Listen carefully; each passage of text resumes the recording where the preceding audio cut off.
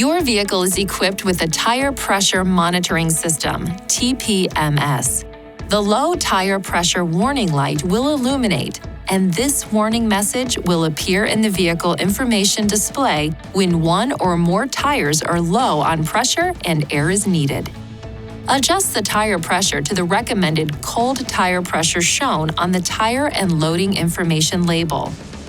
This label provides important information at a glance. It lists proper tire size and pressure. It also lists the maximum number of occupants for your vehicle and its maximum load capacity. Please see your owner's manual for the location of the tire and loading information label on your vehicle. The tires are considered cold after the vehicle has been parked for 3 hours or more, or driven less than 1 mile at a moderate speed.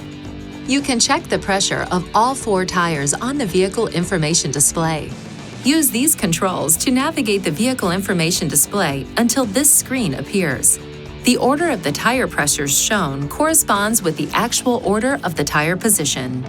When adding air to an underinflated tire, the TPMS with Easy Fill Tire Alert provides visual and audible signals outside the vehicle to help you inflate the tires to the recommended cold tire pressure.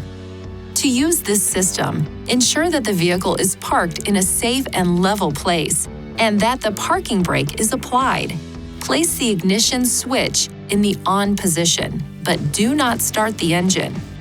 Add air to the tire, and after a few seconds, the hazard indicators will start flashing. If the hazard indicators do not flash within approximately 15 seconds after starting to inflate the tire, it indicates that the Easy Fill Tire Alert is not operating. After the correct tire pressure is reached, the horn beeps once and the hazard indicators stop flashing. If the tire is overinflated, more than approximately 4 pounds per square inch, the horn beeps again and the hazard indicators flash 3 times.